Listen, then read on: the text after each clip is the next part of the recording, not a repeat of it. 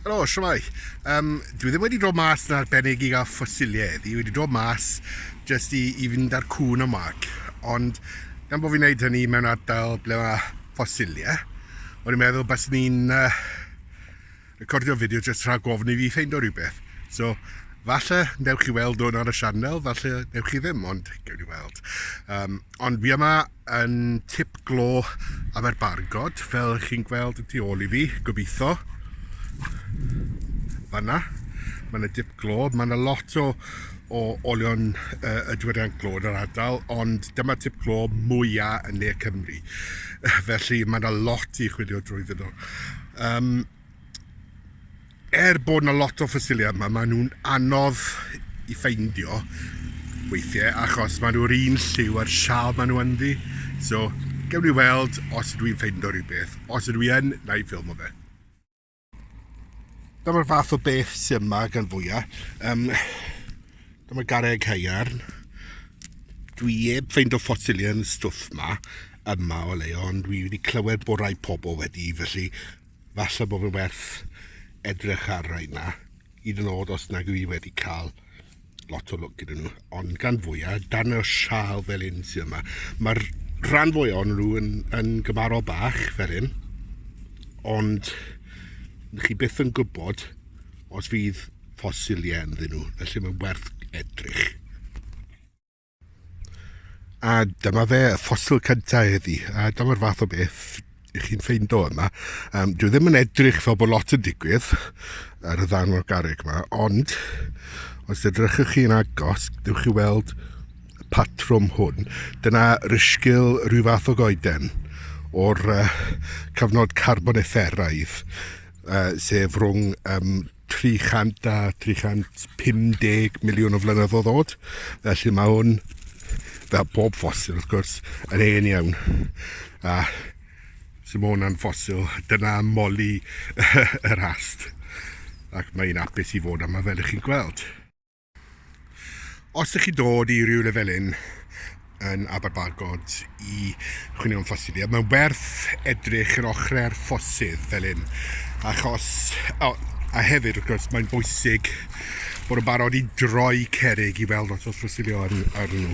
Fel arfer, os yw'n awdd gweld y ffosil ar yr arwyneb, bys rhywun wedi mynd â fe adre. Felly,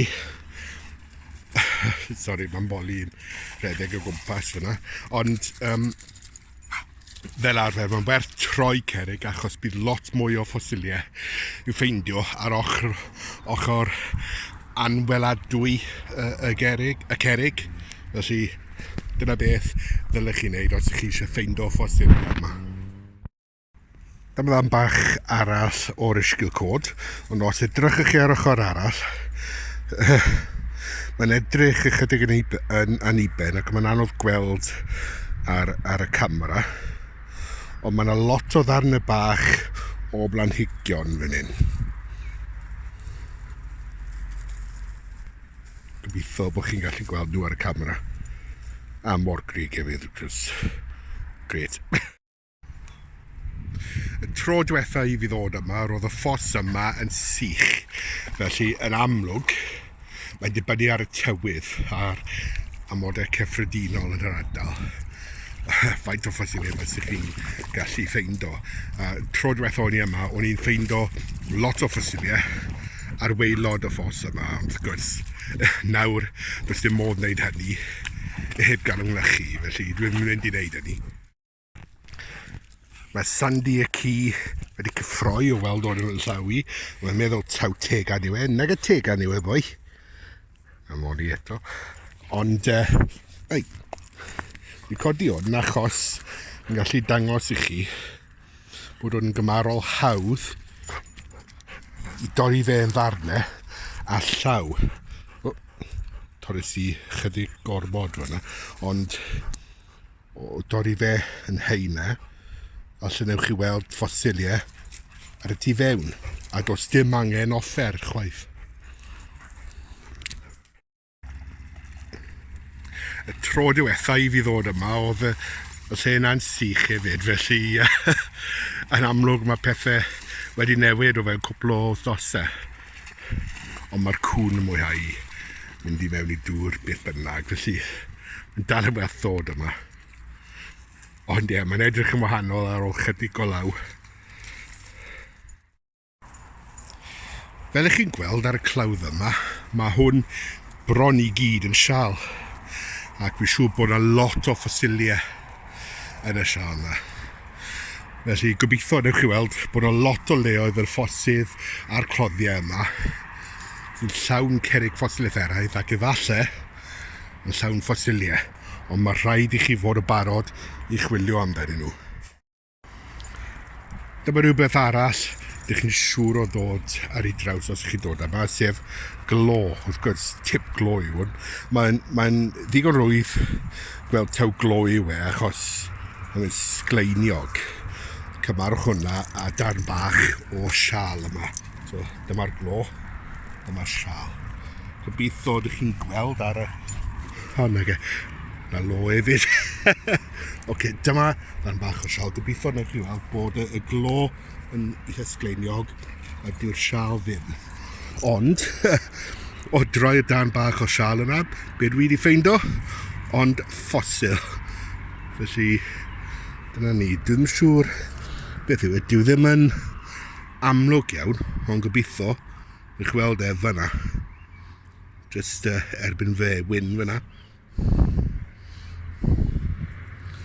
Falle darn bach o rhywbeth fel lepidodendron yw hwnna, ond dwi ddim yn siŵr.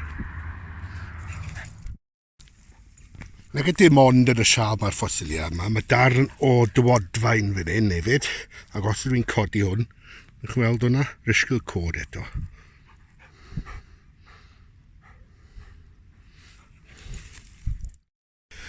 Mae pethau fel hyn yn eitha cyffredin yma yn Aberbargod hefyd. Darn bach o dywodfaen yw hwn. Lot o ddarn bach. Chi'n gweld dan y di fan'na. Dan yw olion planhigion, ffosiliau o planhigion.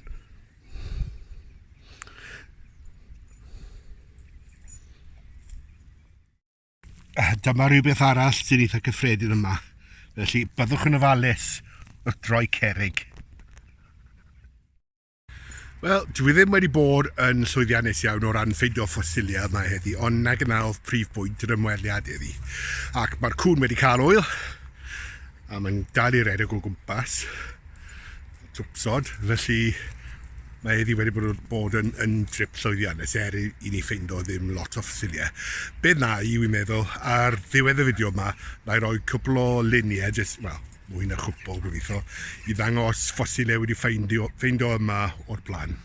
Felly, dyna fi am y tro, gwelwch chi yn y fideo nesaf. Hwyl fawr.